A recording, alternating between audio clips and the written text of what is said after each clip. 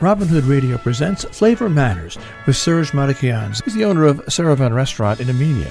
If you can't find him in the kitchen or gardens, then follow him either on Facebook or Twitter at ServanNY. Hello, everyone, and thanks for joining us. This is Serge from Deravian Restaurant. I'm in the studio very, very pleasantly with Naz Deravian, an Iranian cookbook author who now lives in Los Angeles with her family, and also a blogger. And the name of both her blog and her cookbook is Bottom of the Pot, Persian Recipes and Stories. Thank you for staying, Naz. I know you have a busy day today. It's my pleasure.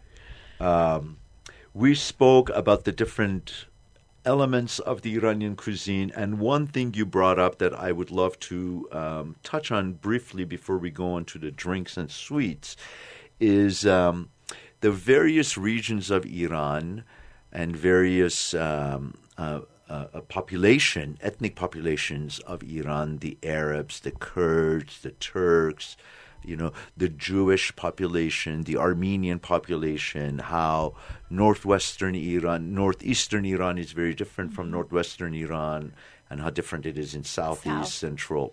Can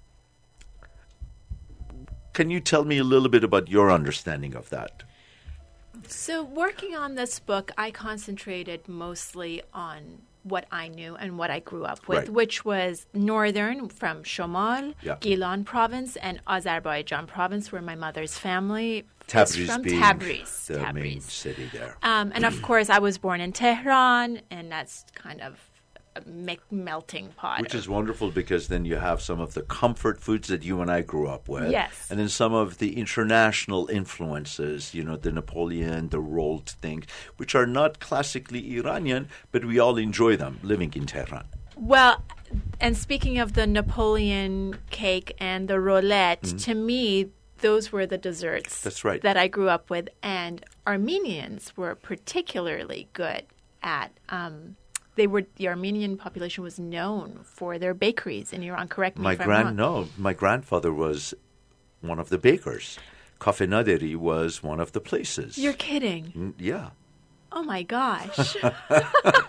So when you said that, I, as a child, I've put a lot of Napoleon in boxes. Lucky you. It's my favorite cake. I'm not a cake eater, but for my birthday, I always ask I could devour like 2-3 Napoleon. of them. Yeah. So I wanted to share, in the dessert section, I wanted to share the desserts that spoke to me, that I grew up with. So I don't have too many of the traditional, which are wonderful, but the traditional cookies and whatnot. It was more of the cakes and the, and ones that I make at home in Los Angeles. Yeah, and I love your recipe of baklava. Baklava cake. The Iranian baklava cake, which is very simple, and it's with almond. So easy. Easy to make. And I put my own spin on that a little bit as well. That's what I was going to say. The thing that I like about this is that you have some very Iranian dishes that have maintained their integrity, their flavor, and then you have dishes that are prepared by an Iranian woman who has been living outside of Iran for over 30 years. So there will be some changes. As there should be. Exactly. I haven't, as you just mentioned, I haven't lived in Iran for over 30 years, so I can't speak to what's happening currently there, or this food travels with us, right? So we carry the spices, we pack them up in our suitcases, but it adapts just as we adapted and just as we assimilated and just as we got to know what's available here to us, like what's available to me in Los Angeles at my farmer's market there, or what might be available to you here. I'm a true believer that it's okay for the food to evolve. And because the important thing is, about food is that you're making the food. And I know also just from reading about you is that, recipes are guidelines. Feel free to put your spin on it. Exactly. I think in your home kitchen, do what you like and what speaks to you. even I might change. I do change my own recipes from day to day depending on my mood. Exactly. And availability of what you have in the fridge. So Yeah. I'm not going to go, especially in Los Angeles, have to get in the car and drive to get. If I don't have it, I'll make it work. And Exactly. and that's the spirit of Persian cooking, I think, too, is use what you have, make do.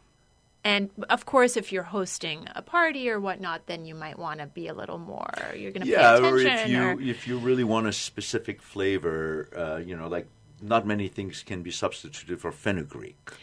Or too many things can be substituted with limon amani, which I'm so happy you give it. Yes. Or not many things can be substituted for saffron. If it's called saffron chicken and there's 5 ingredients in it, that's what it is. It's saffron chicken. Yeah. So exactly. try to make that work. But on the same hand, I think limon amani, you brought that up, which is the Persian dried limes. Such a lovely, distinct flavor. That's right. Almost bitter, sour. There's nothing like it. But if you can't find it, let's say you're making khoresh qeime, the yellow split pea and beef stew with the fries on top, and you don't have limon amani, you're not gonna have that exact flavor of qeime, but go ahead and use lemon juice. Exactly, lemon juice or lime juice, or add a little bit of vinegar. If you have it, if you can't find the Persian dried limes, these days everything's available online. That's right. So I had to do a cooking class, and I was like, oh my goodness, where am I going to buy lavash? Lavash the bread. Yeah. I went and I Googled lavash because I didn't have time to go down to the city. And I got lavash from New Jersey. Well, there you go. 2 days later. So you can get anything. Yes, I mean, I think the beauty of it is that you can alter, but the one of the things that also I think is very distinctly Iranian, and correct me if I'm wrong, is this dance between floral flavors, fruit flavors, and acidity.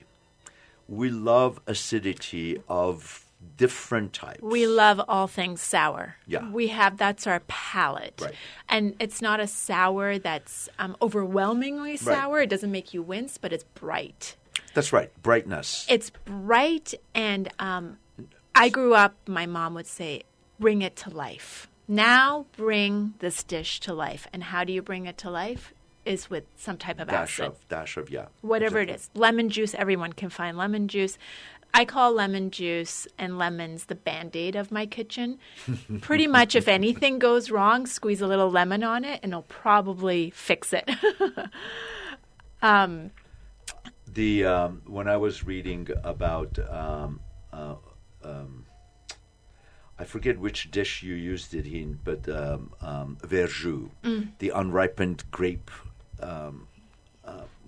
unripened grape, and how, for example, at Deravian I have a grapevine, and some years it produces beautiful, and other years, it just doesn't. This year was horrible. I was able to maybe get like a cup. But to me, there's nothing that substitutes verjus. But and if you see it, you can buy it and freeze it, and that way you have the sour green grapes themselves. Exactly. Yes, the sour green grapes themselves, which are in season like in late May, early June. Yeah. But you can also get the juice itself. You can use the verjus. That's right, and you can buy that. French can buy that.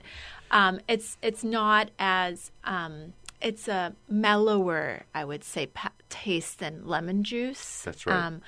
And again, if you can't, then use lemon juice. But that was another one of my intentions, was to just put these possibly unheard of ingredients out there so that the next time if your eye catches it, you can think back and say, oh, I'll grab it and use it. Yeah, I mean, I think one of the wonderful things about this book that I also really like, because I have so many cookbooks, is that your book makes it easy. It's like I want to go into the kitchen and try this, and the photography is beautiful, and for me what excites me about Iranian food, and we've already discussed that, the various voices of flavors that come together and excite you.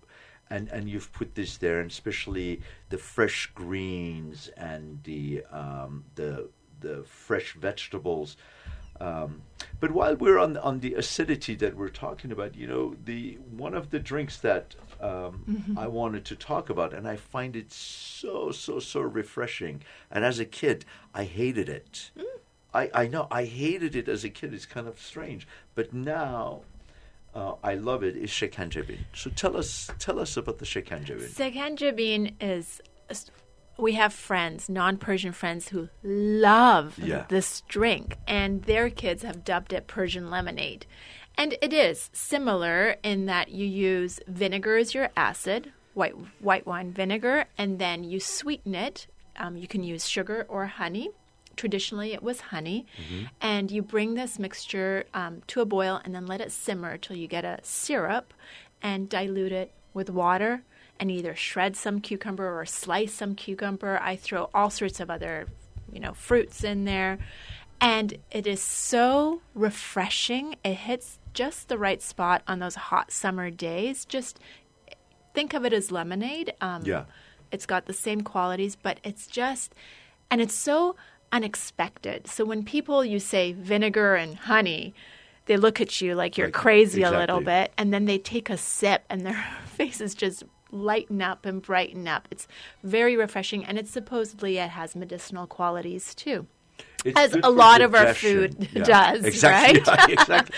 Well, one of the things that we haven't spoken about, and sadly we won't have time, this notion of sardi o daghi, the cold food and hot food. You don't want to mix, cold with cold. Anytime we sit at a meal, there is a balance of.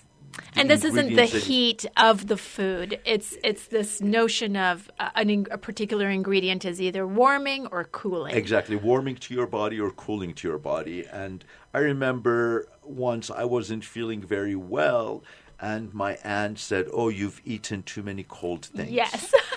Yeah, I remember all those. Give you something warm. Yeah. So, and it worked. It did. It worked. 100% it did. And I share the experience of your witnessing your friends enjoying the shekanjebin. I've served it at the restaurant and I've served it in my classes, and people have one and they're like, "Oh my goodness."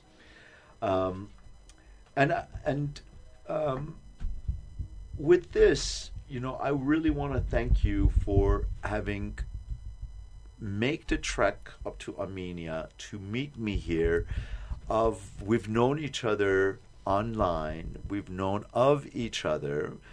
To meet you in person, hear you speak, and read your book. You're in this book. The person that is here is also in this book, which is really, really wonderful. And I hope that our listeners will take the time to at least look this up. The Bottom of the Pot, a wonderful, wonderful Persian Iranian cookbook with a beautiful stories all woven into the recipes that really brings to the home an Iranian family of living in Iran and the Iranian customs and the flavors of Iran. It's been such a pleasure, Serge. I've been a fan of your work, so thank you.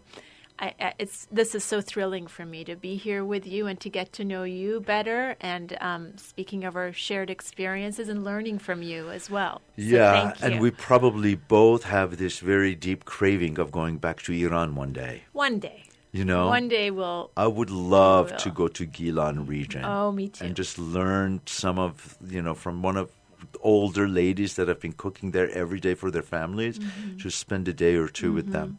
Yeah, that will happen. Thank you very much, everyone, for listening. This is Serge from Deravian Restaurant and Flavor Matters, and we hope that you will join us for our next program.